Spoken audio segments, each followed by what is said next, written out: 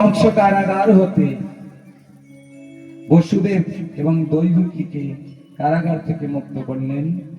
উগ্রসেন মথুরার রাজা যিনি ছিল কংসের পিতা, তাহাকে কারাগার হতে মুক্ত করেছে।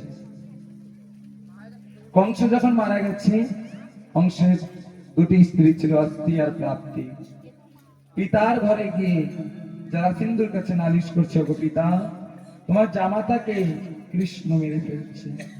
সেদিন হতে যারা সিন্ধু কৃষ্ণের সঙ্গে দ্বেষ দেখেছে এবং 17 বার মথুরার পরে আক্রমণ করেছে। ভগবান কৃষ্ণ 17 বার যারা সিন্ধুকে পরাস্ত করে লজ্জিত করে ছেড়েছে। 18 বার পুনরায় ভগবান যারা সিন্ধু মথুরার পরে আক্রমণ করেছে। ভগবান যোগমায়াকে স্মরণ করে সমুদ্রের মাঝে দ্বারিকাপুরী নির্মাণ করালেন এবং এক মুহূর্তের মধ্যে 56 কোটি যদুবংশদের দ্বারিকাপুরীতে পৌঁছিয়ে দিলেন। 18 বারের বার যারা সিন্ধুকে পরাস্ত করে বলরাম দাদা সহ ভগবান শ্রীকৃষ্ণ দ্বারিকায় প্রবেশ করলেন। বল বৃন্দাবন বিহারী লাল কি জয়। দ্বারিকায় গিয়ে ভগবান দ্বারিকা নরেশ হলো, দ্বারিকার রাজা হলো। বলরাম দাদার বিবাহ হলো রাজা রেবতের কন্যা রেবতীর সঙ্গে এবং ভগবান শ্রীকৃষ্ণের বিবাহ উৎসব হলো রাজা ভীষ্মকের কন্যা রুক্মিণীর সঙ্গে।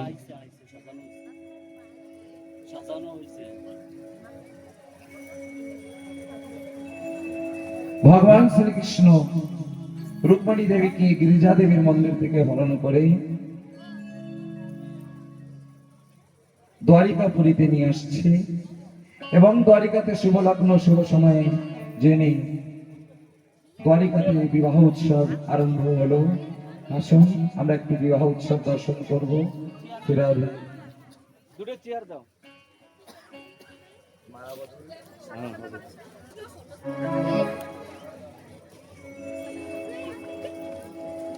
ধূপ প্রদীপ জ্বালাও, বরণ ফুলো নাও, মালা বদল করবে, মালা বদল করো, একটু জয়ের ধ্বনি দিও, মালা দিয়ে এর গলায়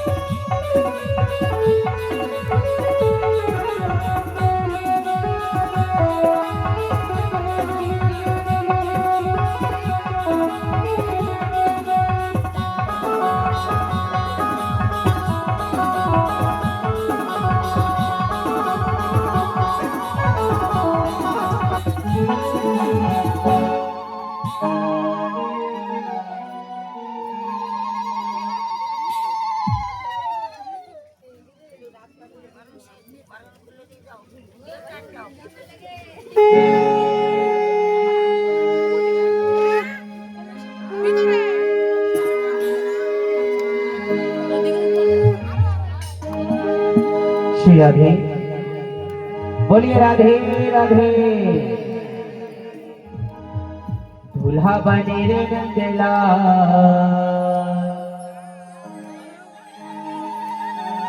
तेरो कहमाने दुल्हन बनी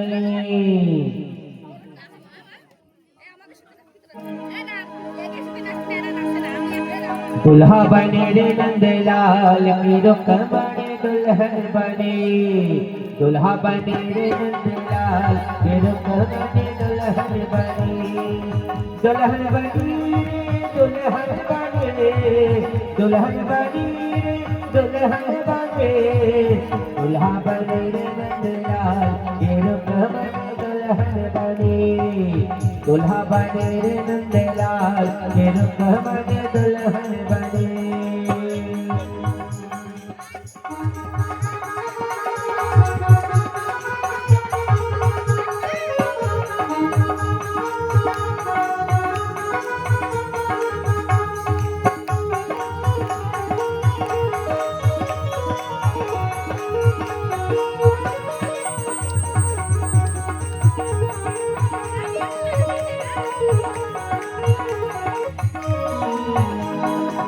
रुक्मणी पहनी है सतरंग साड़ी रे रुक्मणी पहनी है सतरंग साड़ी रे कमर नंदलाल तेरो कहमाने दुल्हन बने दुल्हा बने रे नंदलाल तेरो कहमाने दुल्हन बने दुल्हा बने रे नंदलाल तेरो कहमाने दुल्हन बने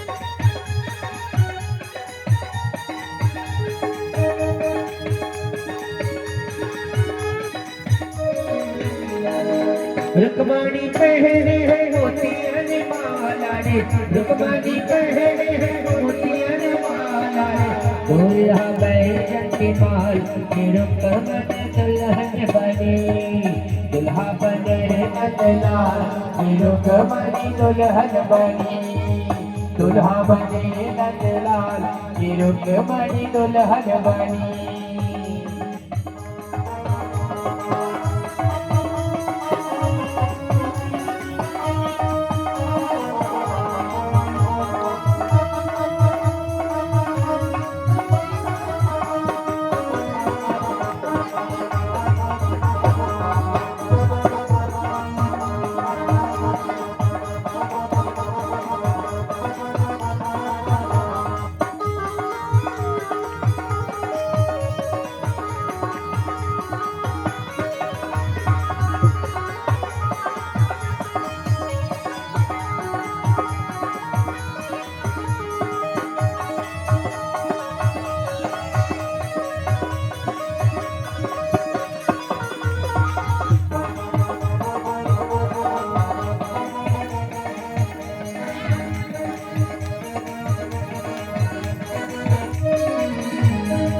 हीरा जड़ा हरे है डाला हीरा जड़ा हरे है डाला ब्रज से आया है ये ग्वाला आया नंदया पाल तेरा कहमाने दुल्हन बने दुल्हा बने नंदया तेरा कहमाने दुल्हन बने दुल्हा बने नंदया तेरा कहमाने दुल्हन बने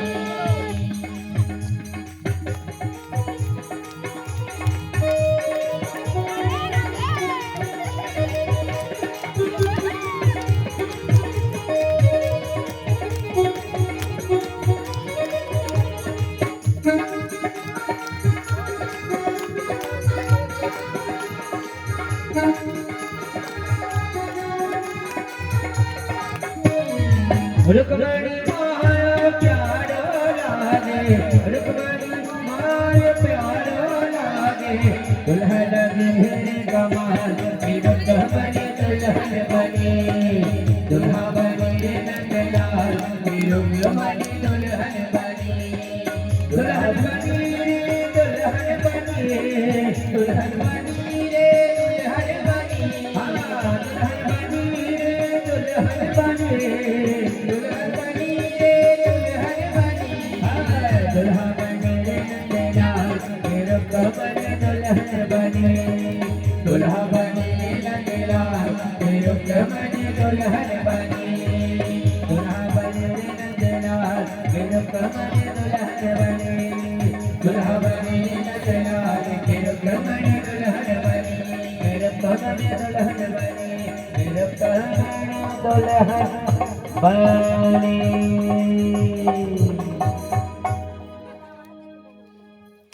बोल द्वारिकाधीश मणि मंगल की जय हो।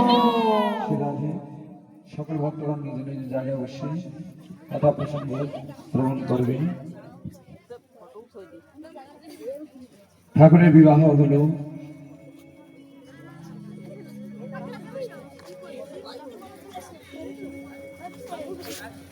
ঠাকুর যখন বৃন্দাবনে ছিল, গোবর্ধন ধারণ করেছিল,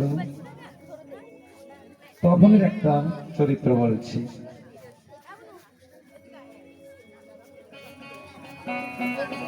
ঠাকুর বৃন্দাবনে ব্রজলীলা করছে। এই বৃন্দাবনে সংকেতবর্তী মাধবী নামের একটি গোপী ছিল।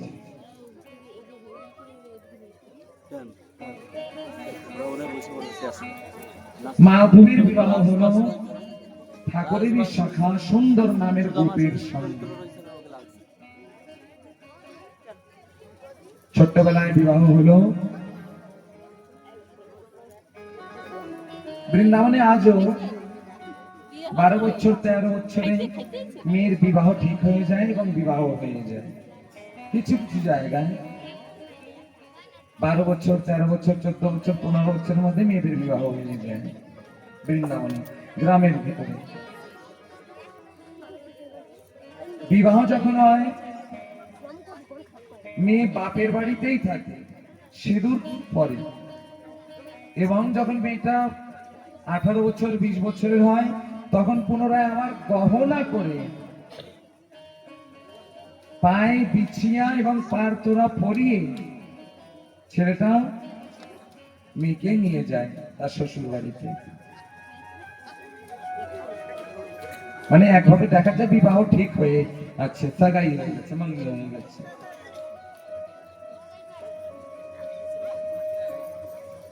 তো এই মাধবী সখীর ছোট্টবেলা 5 বছর বয়সের সময় বিবাহ হয়েছিল সুন্দর নামের গোপের সঙ্গে, ঠাকুরের পরম সখার সঙ্গে। এবং বৃন্দাবনে সবাই কিশোর হয়েছে, সব গোপের প্রায় বিবাহ হয়ে গেছে। এই সময় যখন মাধবী সখীও কিশোরী হলো,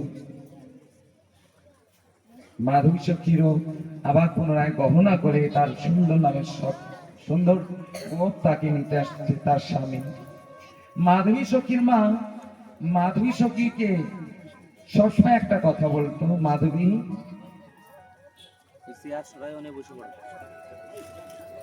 বৃন্দাবনে কৃষ্ণচন্দ্র আছে, নন্দ রাজার ছেলে, শ্রীরাধে।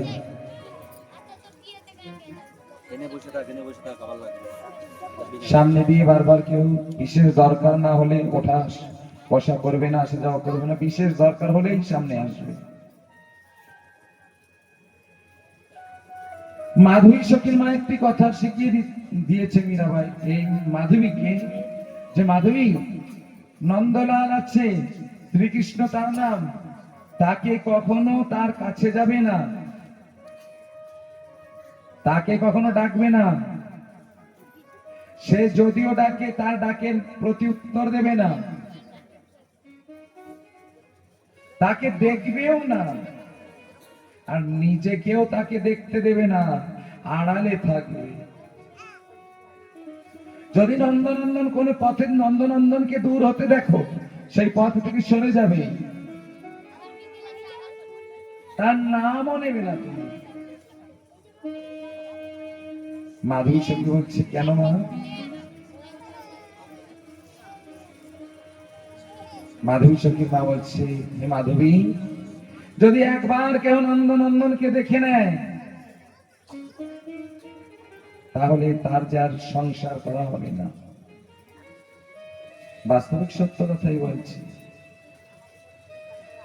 বৃন্দাবনে কত মেয়েরা আছে ঠাকুরের নামে তাদের জীবন সমর্পিত হয়েছে, ঠাকুরকে দেখেছি কিনা দেখেছি জানি না, ঠাকুরের নামেই এত প্রেম, তারা এই জীবনটা ঠাকুরের চরণে সমর্পিত করে দিয়েছে শুধু নামের কারণে। তবে তিনি কত সুন্দর হতে পারে, কত প্রেমিক হতে পারে তিনি, তাহাকে একবার যদি কেউ দেখে নেয় তার এই জগতে আর কোনোদিন সে আসবে না, তার এই জগতে আর জন্ম নিতে হবে না। তার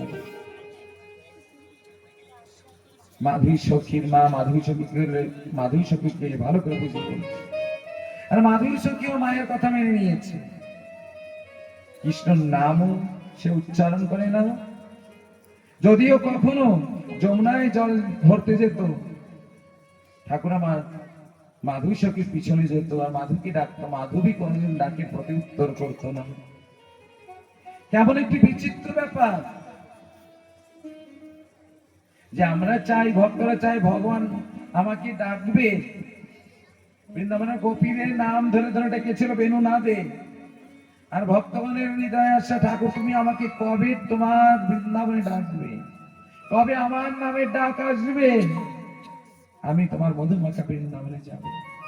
আজ সেই ভগবান মাধবীকে বারবার ডাকছে, কিন্তু মাধবী প্রতি উত্তর করছে না। কিছু সময় গত হলো, মাধবী কিশোরী হলো, সুন্দর নামের গোপ গহনা করে মাধবীকে নিয়ে চলছে, মাধবীর শ্বশুর বাড়ি যাত্রা করছে। পথ মাঝে ঠাকুর সুন্দর নামের গোপ সখাকে ডাক দিয়ে বলছে, সখা তুমি বিবাহ করেছ আর তোমার স্ত্রীকে নিয়ে তুমি ঘরে যাত্রা করছো, তবে ভাবির মুখ আমাকে দেখাবে না, ভজাইয়ের মুখ আমাকে দেখাবে না? সুন্দর নামের সখা বলছে, সখা তুমি দেখে নাও। ঠাকুর আমার নিকটে গিয়ে বলছে, মাধবী,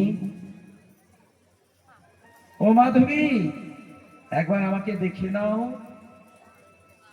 মাধবী প্রতি উত্তর করছে না। ঠাকুর বারে বার ডাকছে, কত দুর্ভাগ্য সেই জীবন, ঠাকুরের ডাক সে যে শুনছে না, বারে বার ডাকছে। ঠাকুর জোর করে মাধবীকে দেখতে চাইছে, মাধবী তোমার মুখটা দেখাও আমাকে, আর আমাকে তুমি দেখে নাও। মাধবী মুখ ঘুরিয়ে নিয়েছে, বারে বার ঠাকুর ডাকছে, তবুও মাধবী প্রতি উত্তর করছে না। ঠাকুর আমার একটু অনুরাগ ভরে রেগে গিয়ে বলছে, মাধবী কতবার তোমাকে ডাকলেন, মাধবী আমাকে একবার দেখে নাও, আমার ছাড়া যে জীবের গতি নেই, তবে বারে বার যখন আমি তোমাকে ডাকছি তুমি আমাকে দেখছো না, আমার ডাকের প্রতি উত্তর করছো না, তবে জেনে রাখবে তুমি যেদিন আমাকে ডাকবে আমিও তোমার ডাকের প্রতি উত্তর দেব না। তুমি আমাকে শতবার দেখতে চাইলেও আমি তোমাকে দেখা দেব না। তুমি যতই ডাকো না কেন মাধবী, আমি তোমার কাছে আসবো না। মাধবী সেদিন এই কথা কিছুই বুঝতে পারেনি, যে আমি ডাকবো কেন তাকে, আমার মা তো নিষেধ করে দিয়েছে, তাকে দেখতেও নিষেধ করে দিয়েছে, আমার ডাকবার প্রয়োজনও কি আছে, আমার স্বামী আছে, আমার শ্বশুর আছে, শাশুড়ি আছে। কিছুই বুঝতে পারেনি মাধবী, মাধবী শ্বশুর বাড়ি চলে যাচ্ছে। এই মতো অবস্থায় ইন্দ্র পূজা বন্ধ হলো, ইন্দ্র রেগে গিয়ে প্রলয় কালীন মেঘ ছেড়ে দিল। ঠাকুর আমার গিয়ে গোবর্ধন পর্বত ধারণ করেছে, চতুর্দিকে বৃন্দাবনে প্রলয় কালীন মেঘ বৃষ্টি করছে, বজ্রাঘাত হচ্ছে, তুমুল বেগে বায়ু চলছে। এই সময় মাধবী সখী এবং সমগ্র সংকেত মঠের গ্রামবাসীগণ ছুটে চলছে প্রাণ বাঁচাবার জন্য। কোথায় চলছে? ওই গিরি গোবর্ধনের দিকে ছুটে চলছে। শুনেছে ওই ব্রজেন্দ্র নন্দন গিরি গোবর্ধন ধারণ করেছে, এক অঙ্কুরের পরে ধরে রেখেছে। সমগ্র ব্রজবাসীগণ প্রাণ বাঁচাবার জন্য গিরি গোবর্ধনের আশ্রয় নিয়েছে। তার সংকেত বট থেকে সমস্ত ব্রজবাসীগণ ছুটে চলছে, মাধবী সখীও প্রাণ বাঁচানোর জন্য ছুটে চলছে। যখন প্রাণ বাঁচানোর জন্য ছুটে চলছে, বৃন্দাবনে আজও এতদূর ঘুমটা প্রথা আছে, বৃন্দাবনে ব্রজবাসীগণ আজও এতদূর ঘুমটা দেয়, কিন্তু প্রাণ বাঁচাবার সময় কিসের ঘুমটা, কিসের ভাসুর, কিসের শ্বশুর? যখন প্রাণ বাঁচানোর কথা আসে না, কোন ভাসুর শ্বশুর তখন মনে থাকে না। মাধবী সখী প্রাণ বাঁচাবার জন্য শ্বশুর শাশুড়ির সঙ্গে পিছনে পিছনে ছুটে চলছে, গিরি গোবর্ধনের আশ্রয় নিয়েছে। সবাই নন্দলাল কি জয়, নন্দলাল কি জয়, কন্হैया কি জয়, কন্হैया কি জয় করে চিৎকার করছে। মাধবী সখী চিন্তা করছে, নন্দলাল কি জয় বলছে, সবাই কেন তার জয় বলছে, কিসের জন্য? প্রাণ বাঁচানোর সময় তো ওই ঘুমটার কথা আর মনে ছিল না। মাধবী সখী তাকিয়ে দেখে সম্মুখে ওই বিশাল গিরি গোবর্ধন পর্বত, নন্দ নন্দন শ্যাম বর্ণ ভুবন মোহন মূরতি এক অঙ্গুরীর পরে গিরি গোবর্ধন ধারণ করে দাঁড়িয়ে আছে। মাধবী সখী দেখবা মাত্রে আর নয়ন ফিরাতে পারে না।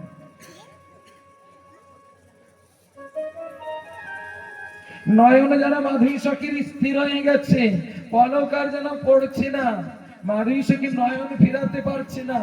এত সুন্দর, এত পরমা সুন্দর ঠাকুরের রূপ।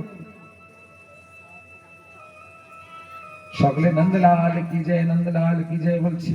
মাধবী সখী বলছে, নন্দলাল, আমার মা যাকে দেখতে নিষেধ করেছিল সেই এই নন্দলাল, যিনি গিরি গোবর্ধন পর্বত ধারণ করে রেখেছে। মাধবী সখী দেখে চিন্তা করছে, আজ নিজের কথা ভাবছে যে কেন মায়ের কথা শুনেছি, কেন এতদিন এই ভুবন মোহন মূরতি বৃন্দাবনে দেখলেন না।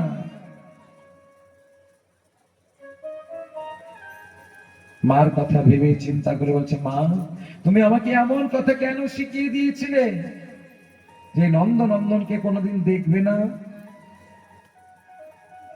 কতটা ডেকেছে নন্দ নন্দন আমাকে এসে, কিন্তু আমি কোনোদিনও নন্দ নন্দনকে দেখিনি, তার সঙ্গে কথা পর্যন্ত বলিনি। আজ মাধবী সখী ওই একবার দেখা মাত্রেই তার মন যেন দিয়ে ফেলছে তার শ্রীচরণে। তার মন, মান অহংকার, জ্ঞান বুদ্ধি বিবেক বিবেচনা সমস্ত কিছু যেন ওই শ্রীচরণে সমর্পিত হয়ে গেছে একবার দেখা মাত্রে। গোবর্ধন লীলা বিশ্রাম হলো, সবাই নিজের নিজের ঘরে ফিরে এলো, কিন্তু মাধবী সখী ভুলতে পারছে না ওই রূপের কথা। ক্ষণে ক্ষণে মনে পড়ছে মাধবী সখীর, তার আর কিছুই ভালো লাগছে না। চলতে ফিরতে, উঠতে বসতে, খেতে পড়তে সব সময় ওই রূপের কথা চিন্তা করছে। বৃন্দাবনের সব গোপীদের দেখছে আনন্দ করে মহাকুঞ্জে যাচ্ছে,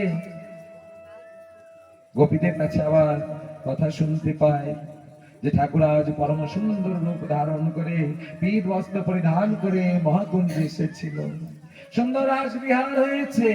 মাধবী সখীর ইচ্ছা করছে আমিও রাসবিহারে যাব, মহাকুঞ্জে যাব, কিন্তু সকল গোপীরা যায়, মাধবী সখী যাওয়া মাত্রে মহাকুঞ্জের দরজা বন্ধ হয়ে যায়। মহাকুঞ্জে মাধবী সখীর আর প্রবেশ হচ্ছে না। সকল গোপীগণ এসে মাধবী সখীর নিকটে গল্প করছে, নন্দলাল আজ আমার বাড়ি আমার হাতে এসে মাখন সেবা করেছে। মাধবী সখীর মনে ইচ্ছা হচ্ছে নন্দলাল কবে আমার হাতেও মাখন সেবা করবে।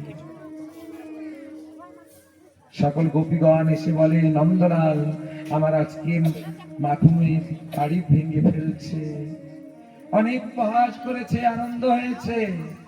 মাধবী সখীর মনেও কথা চলছে, নন্দলাল কবে আমার মাথা মস্তকে ধারণ করা ওই মাখনের হাড়ি তাকে ভাঙবে।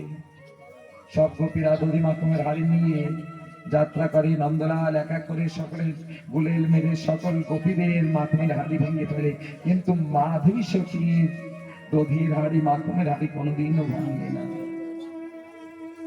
মাধবী সখী চাইছে ভগবান আমার দিকে দেখে না কেন? ভগবান নন্দলাল একবার আমার দিকে তাকিয়ে দেখো।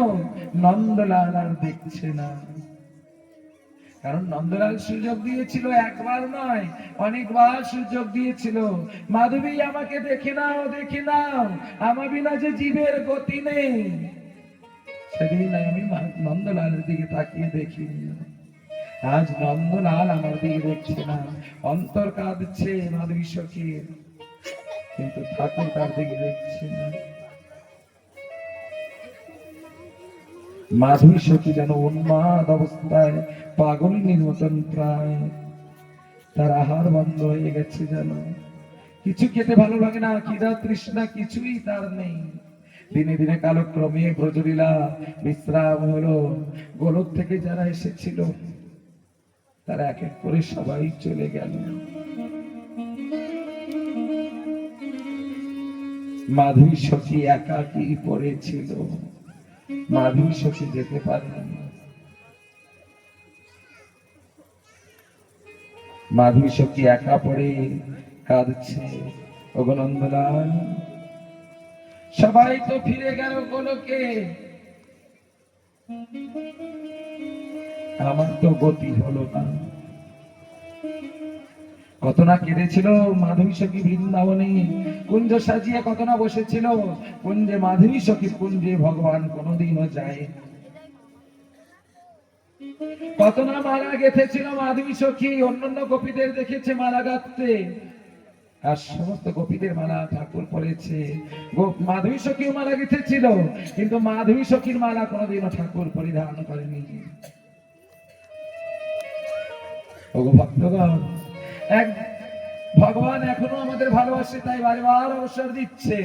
একদিন এমন অবস্থা হবে, ঠাকুরের কথা যদি না মানি, ঠাকুরের চরণ আশ্রয় যদি গ্রহণ না করি, তাহলে হয়তো ঠাকুর অনুরাগ ভরে হয়তো আমাদের কাছ থেকে একটু দূরে সরে যাবে, ছেড়ে দেবে না। এই কথাও বিশ্বাস করবে, ভগবান কখনো হাত ছেড়ে দেবে না, কিন্তু অনুরাগ করে একটু দূরে সরে যাবে। ওই অনুরাগ করে যখন দূরে সরে যাবে, এই বিরহ জ্বালাই তো সহ্য হবে না। মাধবী সখী কাঁদছে, একাকী পড়ে আছে মাধবী সখী।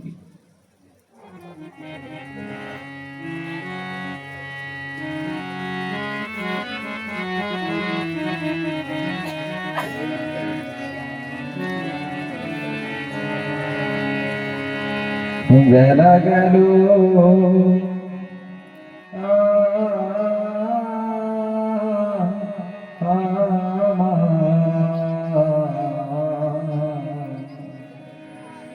কৃষ্ণ এলো না।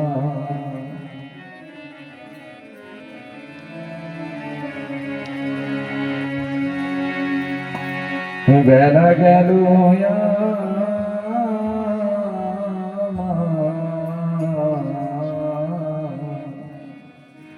কৃষ্ণ এলো না। আবারে রমণী হত ভাগিনী, আবারে রমণী হত ভাগিনী, আমার কপাল ভালো না,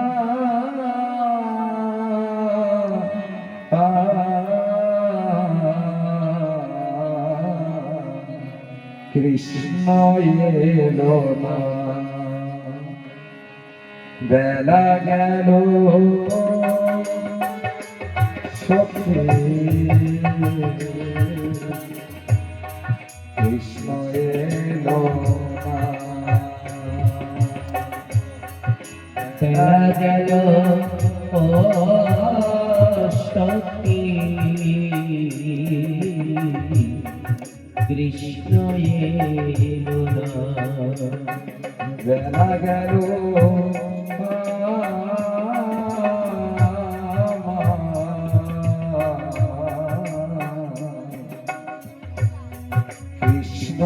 এলো না। বেলা গেল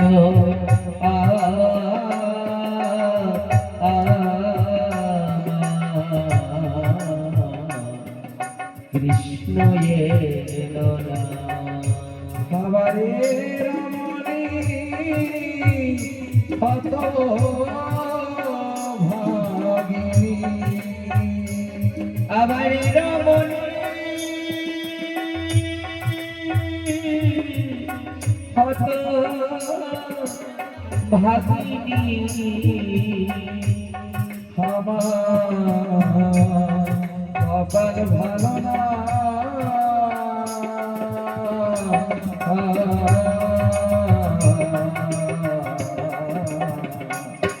কৃষ্ণ এলো না। বেলা গেল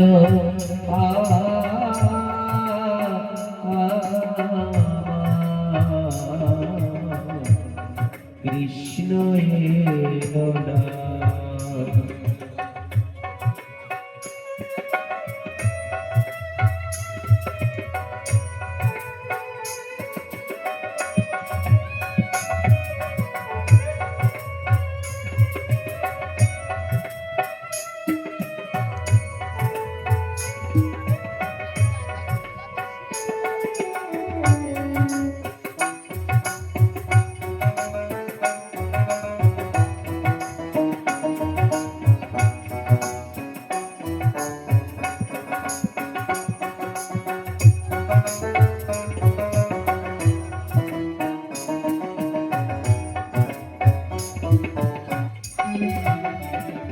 মাধুরী সখী আজ একাকী বৃন্দাবনে থেকে কাঁদছে।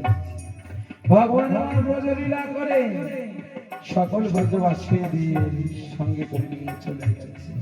বৃন্দাবনের এক একটা বাদর পর্যন্ত ভ্রমর ভ্রমরি হরিণ হরিণী কেউ ছিল না, সবাইকে ভগবান আমার নিয়ে গেছে। ভেবে দেখবে যে বৃন্দাবনে কোকিল ডাকে ভোরে ঘরে থাকতো, ভ্রমর ভ্রমরের গুঞ্জনে ছেয়ে থাকতো, আজ নির্জন হয়ে পড়ে আছে। একটি ভ্রমর ভ্রমরি কেউ ভগবান রাখেনি, সঙ্গে করে নিয়ে গেছে। একাকী মাধুরী সখী পড়ে আছে, মাধুরী সখী একাকী পড়ে কাঁদছে। কত না কুঞ্জ সাজিয়েছে, ঠাকুরকে রেখেছিল, ঠাকুর মাধুরী সখীর কুঞ্জে কোনোদিনও যায়নি। কত না মালা গেঁথেছে, ঠাকুর মাধুরী সখীর মালা কোনোদিনও পড়েনি।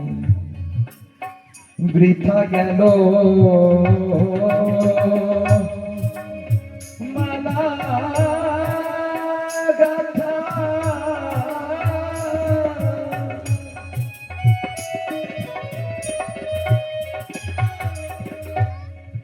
হলো না শ্যামে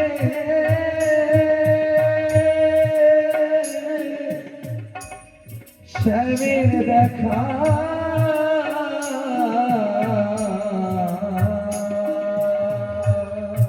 বৃথা গেল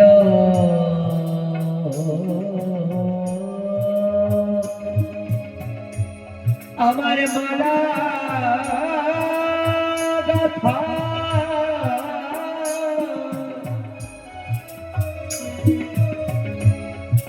কৃষ্ণ হলো না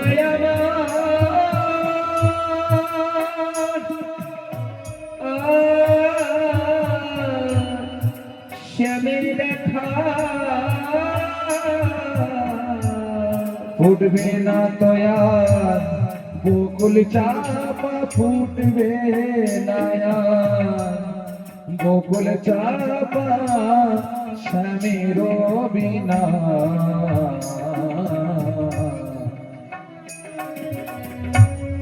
বেলা গেল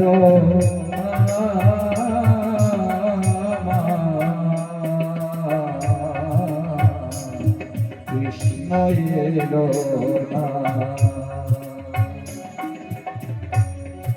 বেলা গেল আ আ,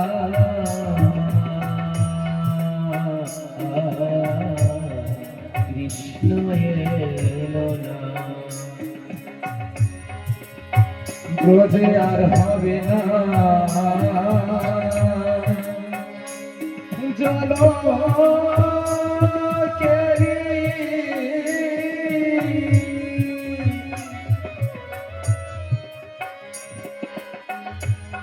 গাভী চন্দ্র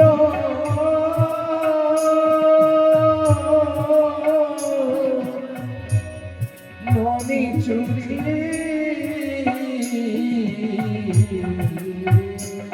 ব্রজে আর হবে না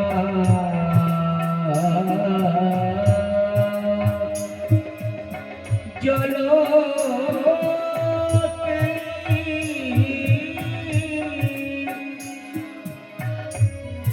গাভী চলো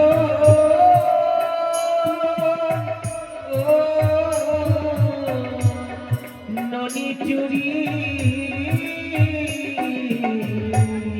কৃষ্ণ বিনে উদাসীনী কৃষ্ণ বিনে উদাসীনী তারে আর কি পাবো না আমি কৃষ্ণ বিনে উদাসী কৃষ্ণ বিনে উদাসী তারে আর কে পাব না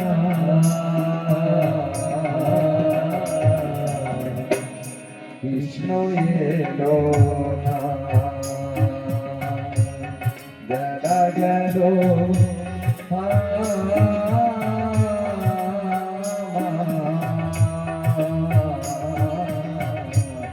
কৃষ্ণ এলো না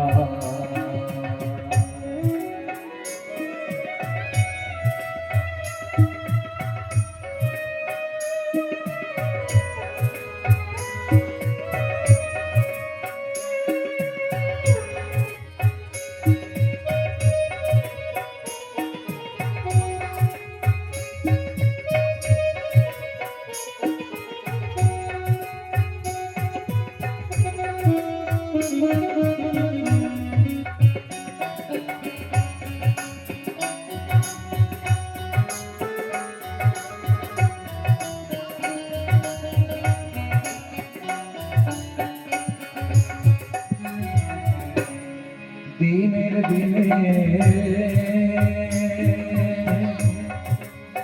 দিন পুরানো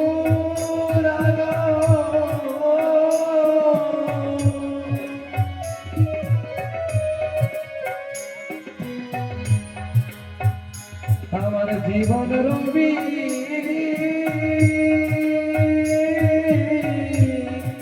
অস্তা গেল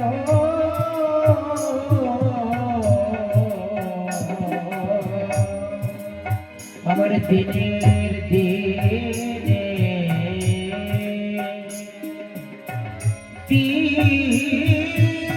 ফুরালো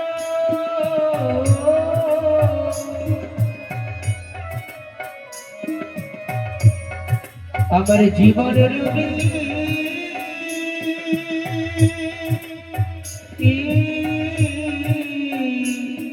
অস্ত গেল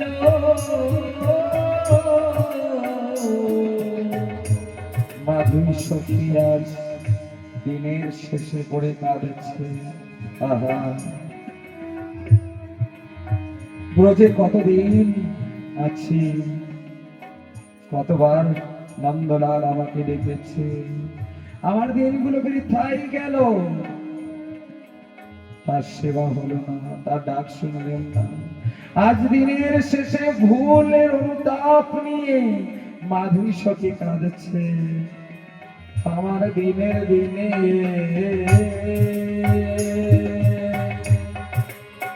দিন ফোরালো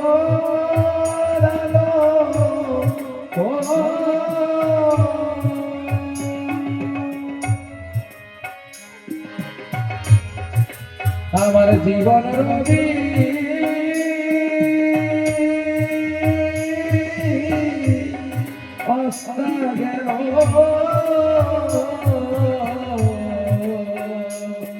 দাসের বেলা শেষ হইল, দাসের বেলা শেষ হইল, শ্যাম এলো না। দাসের বেলা শেষ হইল, দাসের বেলা শেষ হইল, শ্যাম এলো না। কৃষ্ণ এলো না, বেলা গেল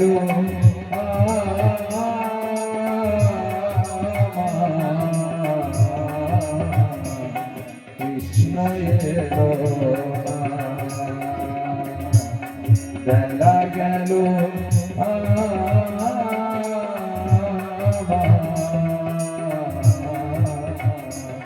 কৃষ্ণ এলো না। আবার রমণী কত ভাগিনী, আমার রমণী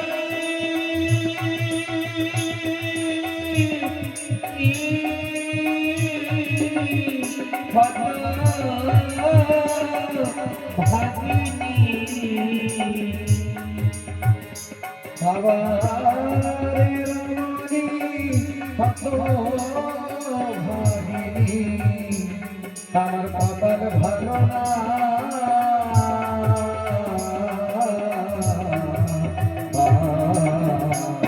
কৃষ্ণ এলো না, বেলা গেল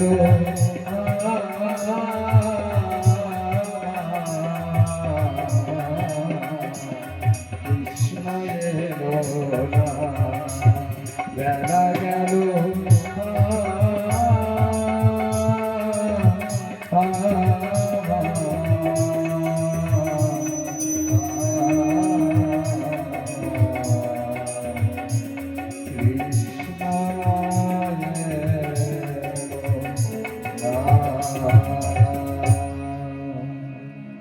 আজ মাধবী সখী অনুতাপ ভরা হৃদয় নিয়ে প্রাণ ত্যাগ করেছে।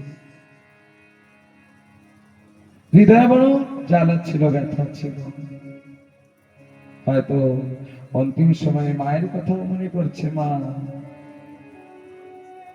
এমন কথা কেন শিখিয়েছিলে তুমি? এই অনুতাপ নিয়ে, দুঃখ নিয়ে মাধবী সখী প্রাণ ত্যাগ করেছে। পরবর্তীকালে কলিযুগে সেই মাধবী সখী মীরাবাই নাম ধরে জন্মগ্রহণ করেছে। ছোট্টবেলা থেকেই উন্মাদ, ব্যাকুল হৃদয় নিয়ে কাকে যেন দেখতে চায়, কাকে যেন ভালোবাসতে চায়,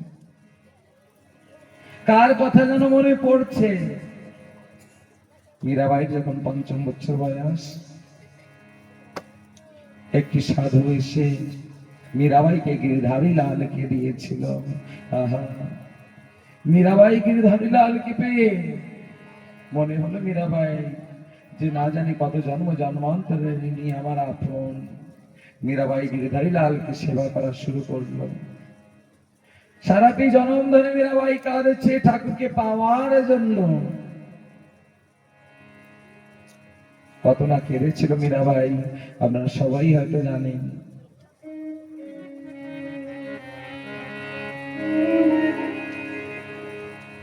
মীরাবাই জীবনে অনেক দুঃখ ছিল, বিবাহ করতে চাইনি, জোর করে মীরাবাইকে বিবাহ দেওয়া হয়েছিল।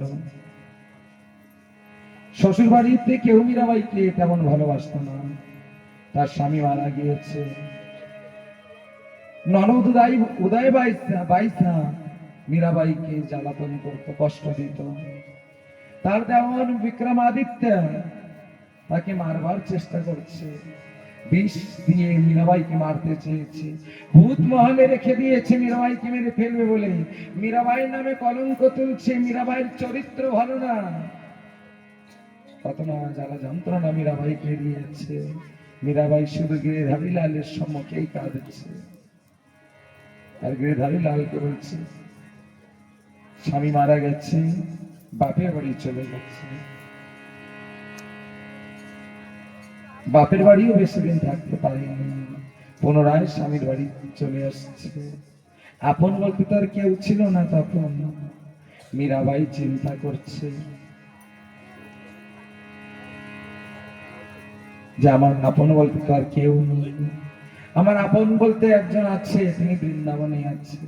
তাই মীরাবাই সকল কিছু ছেড়ে দিয়ে বৃন্দাবনে চলে গেছে। প্রায় 55 বছর মীরাবাই বয়স। 30 বছর সময়ে মীরাবাই বৃন্দাবনে গিয়েছিল। 55 বছর বয়স মীরাবাইয়ের, 25 বছর পর্যন্ত মীরাবাই বৃন্দাবনে ছিল। মীরাবাই যেদিন প্রথমে বৃন্দাবনে গিয়েছে, প্রথম দিনই ললিতা সখী মধ্যরাত্রে এসে মীরাবাইকে মহাকুঞ্জে নিয়ে গিয়েছিল। ললিতা সখী মীরাবাইকে বলছে, মীরা, তুমি পূর্বজন্মে এই বৃন্দাবনের মাধবী সখী ছিলে, তুমি দেখবে তোমার পূর্বজন্মের বৃত্তান্ত। ললিতা সখী মীরাবাইকে তার পূর্বজন্মের বৃত্তান্ত গুলোকে দেখিয়েছে। মীরাবাই পূর্বজন্মের বৃত্তান্ত দেখেছে, মা তাকে শিক্ষা দিচ্ছে, মাধবী কৃষ্ণকে দেখবে না, কৃষ্ণের সঙ্গে কথা বলবে না। মীরাবাই ওই সময় কেঁদে উঠছে, মা তুমি এত নিকৃষ্ট শিক্ষা কেন আমাকে দিয়েছিলে সেদিন? আজ আমি কৃষ্ণ বিরোহিনী হয়ে কাঁদছি। মীরাবাইর অন্তর দুঃখিত। তাই তো ভাগবতে বলেছে, জননী না ততি স্যাৎ মোচেদ্ধতম পেত মৃত্যু।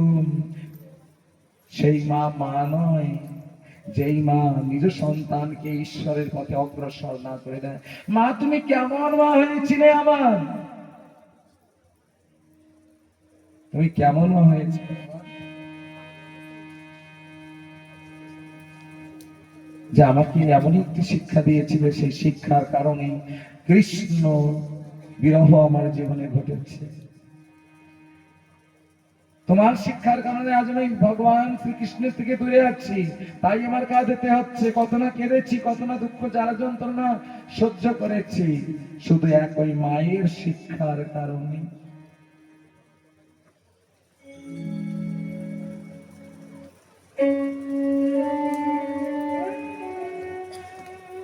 ভাগবতে তাই বললেন, জননী নেতা তিসিয়া, এমন শিক্ষা কেউ কাউকে কোনোদিনও দেবে না। মীরাবাইয়ের চরিত্র প্রমাণ। মীরাবাই কেড়েছিল আর মাকে দোষারোপণ করেছিল। মা তুমি কেন দিয়েছিলে এমন শিক্ষা? তোমার মতন মা যেন ত্রিভুবনে আর কারুর না হয়।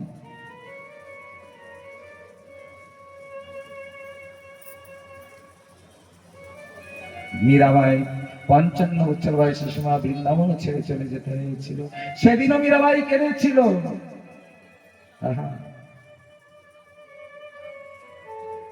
জীবনে কত ভুল হয়েছে আমার। 25 বছর প্রায় মীরাবাই বৃন্দাবনে। ললিতা সখী এসে মীরাবাই কয়েছে, মীরা এবার তোমার বৃন্দাবন ছেড়ে দ্বারিকায় চলে যেতে হবে।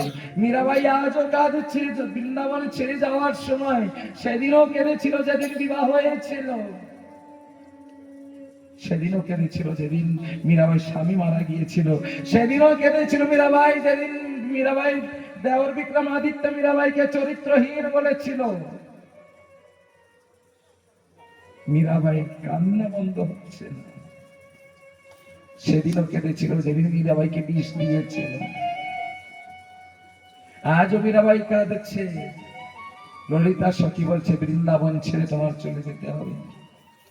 মীরাবাই বলছিল, কেন ললিতা, আমার কাছ থেকে আবার কোনো ভুল হয়েছে? একবার ভুল করেছি, তাই সারা জন্ম ধরে কাঁদছি। আবার কি কোনো ভুল করেছি আমি? মীরাবাইকে ললিতা সখী বলছে, মীরা তোমার ভুল হয়েছে, একটু ভুল হয়েছে। কি জানো, তুমি দ্বারিকাধীশকে পতিরূপে বরণ করেছো। তুমি না বলেছো দ্বারিকাধীশ তোমার পতি? এই বৃন্দাবনে দ্বারিকাধীশকে কোথায় পাবে তুমি? এই বৃন্দাবনে তো বৃন্দাবনে চন্দ্র বেণুধর কৃষ্ণ দ্বারিকাধীশ নেই। তুমি আবার ভুল করেছো মীরা। তুমি এক কাজ করবে, বৃন্দাবন ছেড়ে গিয়ে দ্বারিকায় চলে যাও। দ্বারিকাতে রুক্মিণী দেবীর প্রিয় সখী মিথুলা এসে তোমাকে দ্বারিকায়, পূর্ব দ্বারিকায়, অন্তর্ধান দ্বারিকায় নিয়ে যাবে। মীরাবাই কাঁদতে কাঁদতে বৃন্দাবনে ছেড়ে দ্বারিকায় চলে গেছে। তার সঙ্গে মাত্র একটা সখী ছিল মীরাবাইয়ের সঙ্গে, কেসার নাম করে সখী ছিল। মীরাবাইয়ের বাপের বাড়ির থেকে সমানে একসঙ্গেই মীরাবাইয়ের সঙ্গে ছিল, কোনোদিনও মীরাবাইয়ের সাথ ছেড়ে দেয়নি।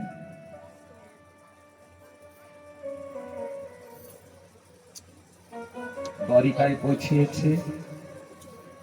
মীরাবাই কখনো উন্মাদ হয়ে যায়, কখনো কাঁদতে কাঁদতে অজ্ঞান হয়ে যায়, আবার ভুল কথা করবে।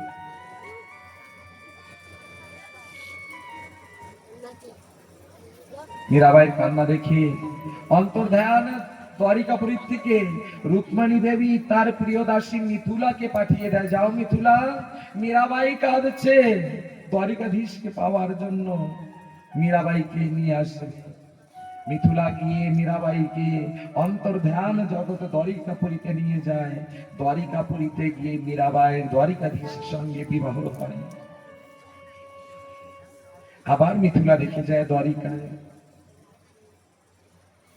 এইভাবে মীরাবাই কিছুদিন দ্বারিকায় থাকে। দ্বারিকায় থাকতে থাকতে একদিন তার শ্বশুরবাড়ির গ্রামের লোক বিপত্তিতে পড়েছিল। মুসলমান যত শাসক ছিল বিক্রমাদিত্যের পরে আক্রমণ করেছে। দিনে দিনে সমস্ত রাজ্য ছিন্ন হতে চলেছে। তাই এক সাধক যখন বিক্রমাদিত্যের বাড়ি গিয়েছিল, বিক্রমাদিত্য দেখে প্রণাম করে বলছে, বলনাথ, আগে তো আমার রাজ্য বড় সুখী ছিল, আজ এত দুঃখে পরিণত কেন হলো? সেই সাধক বলেছিল, নিশ্চয়ই কোন মহাবৈষ্ণবীকে তুমি অপমান করেছ, মহাবৈষ্ণবীকে তুমি অপমান করেছ, তাই তোমার আজ বিপত্তিতে পড়তে হয়েছে। সেই মহাবৈষ্ণবীকে যদি আবার ফিরিয়ে তোমার রাজ্যে আনতে পারো, পূর্ব সুখ আবার তোমার রাজ্যে প্রতিষ্ঠিত হবে। তাই বিক্রমাদিত্য নিজে না গিয়ে মীরাবাইকে যারা ভালোবাসত তাদের পাঠিয়ে দিয়েছে, যাও আমার দিক থেকে ক্ষমা চেয়ে নেবে। মীরাবাই কাছে, আমি লজ্জিত, আমি অধম, এ কথা বলবি, আমার হয়ে মীরাবাইয়ের কাছে ক্ষমা চেয়ে মীরাবাইকে পুনরায় ফিরিয়ে নিয়ে আসবে।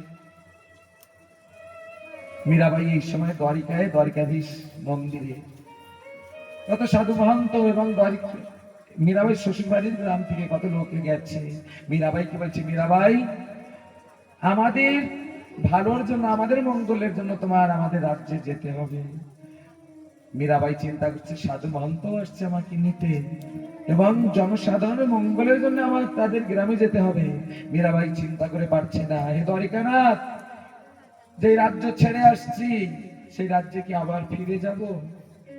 হে দ্বারিকানাথ, আমি যেতে চাই না, কিন্তু তুমি যদি জোর করে পাঠিয়ে দাও তবে আমার লোক হিতের জন্য আমার যেতেই হবে।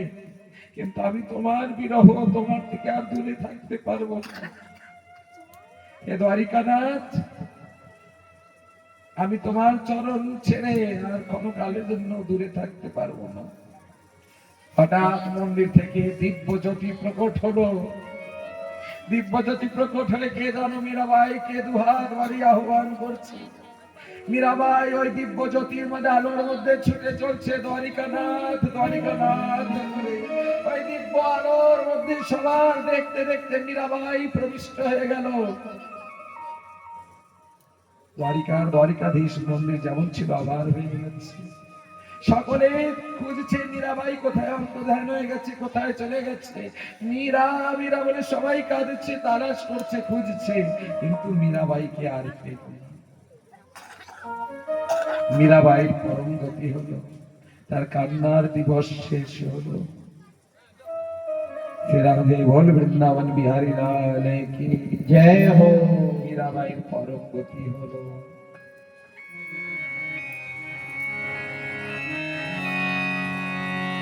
আমি দিনের শেষে পথের পাশে রয়েছি দাঁড়াইয়া,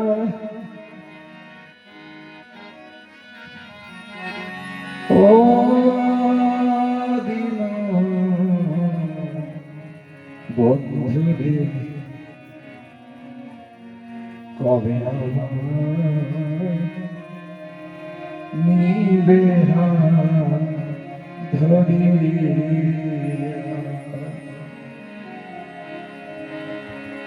আমি দিনের শেষে পথের পাশে রয়েছি দাঁড়াইয়া, ও দিন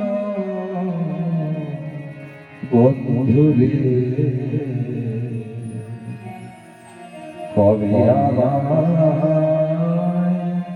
নিবে ধরি। আমি সকাল হতে আছি বসে তোমার পথ পানে চাহিয়া, ও দিন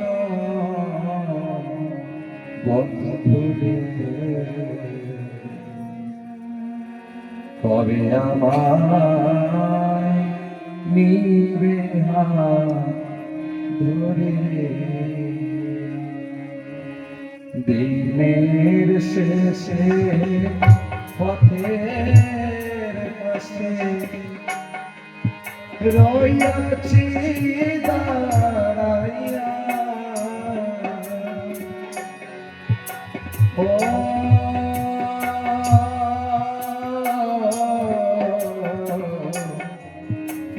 বন্ধুরে কবে আমায় নিবে ধরি।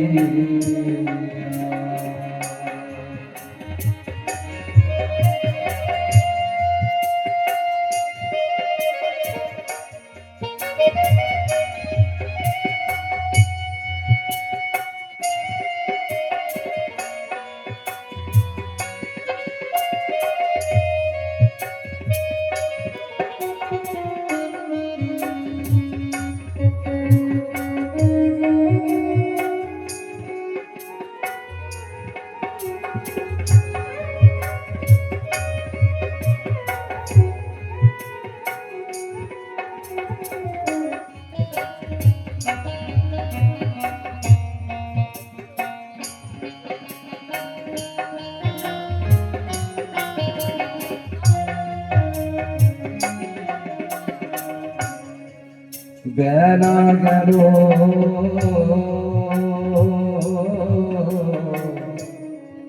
সন্ধ্যা হলো, ঘনাইল রাতে,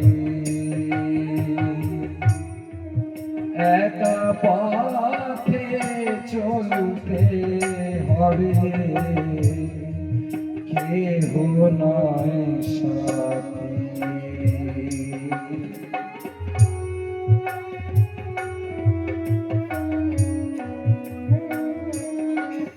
ও বেলা গেল, ও সন্ধ্যা হলো, ঘনাইল রাত্রি, একাই আমার চলতে হবে, কেহ নাই সাথী। সাথের সাথী যারা ছিল